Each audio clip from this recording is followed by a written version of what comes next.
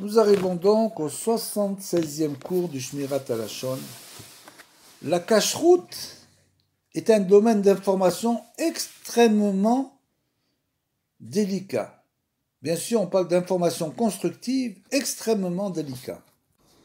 Émettre un doute sur la qualité d'un hercher, c'est-à-dire une garantie rabbinique de cacheroute, qui n'est pas fondée sur des informations certifiées, représente du lachon hara. De dire par exemple qu'il n'y a que ce hercher qui est cachère, c'est du lachon hara. De dire que je mange que ce hercher-là, par exemple, ça c'est autre chose. Moi, je mange que ce hercher. C'est d'un.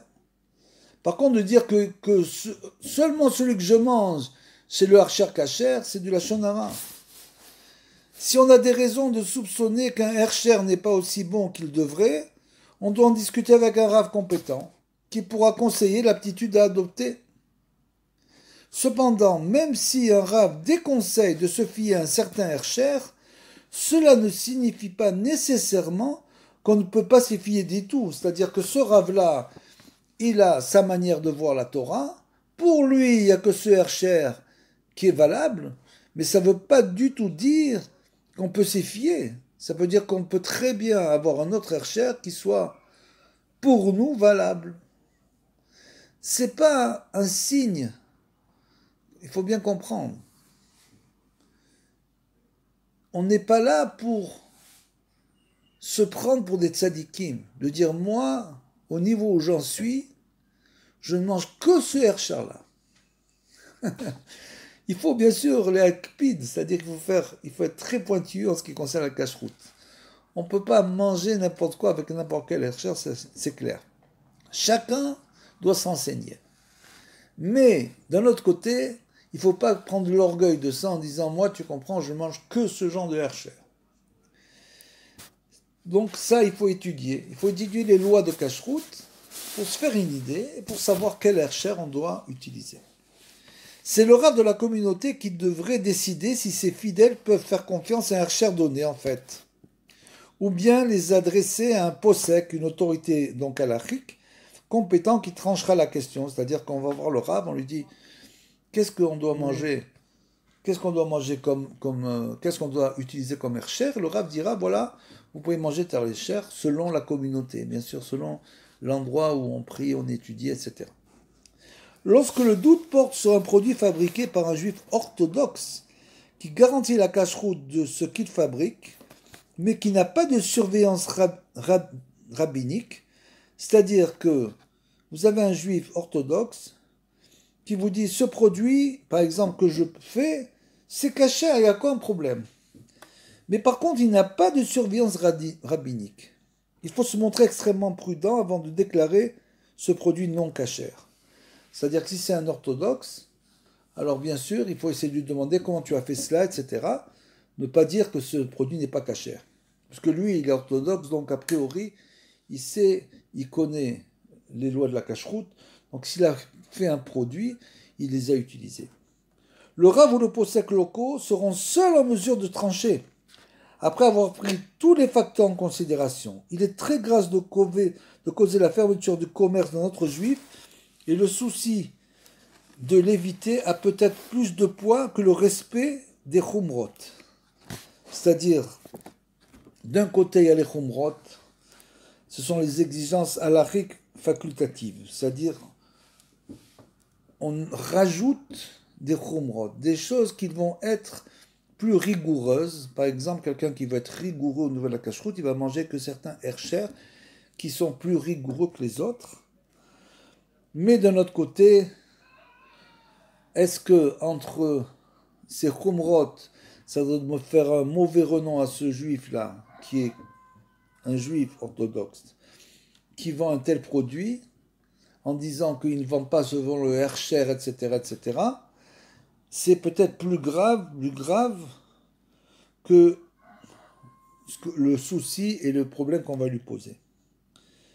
Et donc, le souci de l'éviter a peut-être plus de poids que le respect des chumrot observé d'habitude pour la communauté. Le Talmud enseigne Rav Rizda dit, lorsque quelqu'un est en désaccord avec son maître, Dieu préserve et incite les autres à l'imiter. C'est comme s'il s'attaquait à la présence divine. Comme il est écrit à propos de la révolte de Korah et contre Moshe, lorsqu'il s'attaqua à Dieu. C'est-à-dire qu'il s'attaque vraiment à Hachem. C'est comme s'il s'attaquait à Hachem. Et qu'en plus, il va inciter les autres dans son chemin. Rav Chama Bar Hanina dit, lorsque quelqu'un entame une polémique contre son maître, c'est comme s'il polémiquait contre la présence divine, comme il est dit, ce sont les eaux de la contestation où les enfants d'Israël se sont querellés, à Mériba. Rabbi Hanina Bar Papa dit, lorsque quelqu'un se plaint de son maître, c'est comme s'il se plaignait de la présence divine. Rav Avaou dit, lorsque quelqu'un doute de son maître, c'est comme s'il doutait de la présence divine. Ça veut dire quoi? Ça veut dire que chacun doit choisir un maître qui nous correspond. S'il y a quelqu'un, par exemple, qui veut avancer dans la Torah, comme on l'a expliqué auparavant, son désir, c'est d'avancer en permanence. Même dans le cas où il doit changer ses habitudes. Il est prêt à changer ses déotes, c'est-à-dire sa manière de penser, ses habitudes, tout ça parce qu'il a rencontré un maître qui lui paraît être quelqu'un extrêmement profond et être un grand érudit. À ce moment-là, il va aller vers ce maître-là. Maintenant, si lui, il n'a pas envie de changer ses habitudes ou ses déotes, et qu'il va vers ce maître et qu'il va commencer à lui dire des choses qui vont le perturber, plutôt que de critiquer, naturellement, il ne faut pas dire un mot dans ce cas-là, le mieux c'est de changer de maître, naturellement. Parce que mettre en doute la conduite d'un maître ou ses enseignements est déjà une faute sévère. Quelle folie que d'entamer des polémiques contre le Rav ou le Hav Beddin de sa ville et d'oublier le châtiment qui s'ensuivra dans ce monde et dans l'autre. Bon, aujourd'hui c'est quand même moins fréquent, puisqu'il y a tellement de Beit Knesset, tellement de rabbanim, etc. aujourd'hui. C'est pas ça qui manque, grâce à Dieu. Donc, Beit HaMidrash, il n'y a jamais une génération où il y a eu autant de Beit HaMidrash comme en Israël, comme la génération d'aujourd'hui, il faut le savoir. C'est-à-dire que c'est une génération qui est totalement méritante. Il n'y a jamais eu autant de Beit HaMidrash que comme dans la génération d'aujourd'hui. Donc chacun peut trouver, comme on dit, chaussure à son pied exactement. Ça, c'est pas compliqué. Donc ça veut dire, c'est de nos jours, c'est quand même moins fréquent. À l'époque, il y avait des grandes yeshivot, il y avait quelques très grandes yeshivot avec des gens, c'était d'une carrure énorme. Donc ça veut dire que bien sûr, on ne pouvait pas aller s'opposer à ces géants de la Torah. La Torah nous ordonne de montrer du respect pour les érudits, bien sûr. C'est écrit dans Vaïkra. Le Midrash, qui commande ce verset, condamne sévèrement celui qui n'accorde pas le respect convenable à son Rav. N'est-il pas évident qu'alimenter une querelle contre le Rav et sa communauté est une faute encore plus grave et demande un châtiment bien plus sévère, bien sûr. Dieu préserve.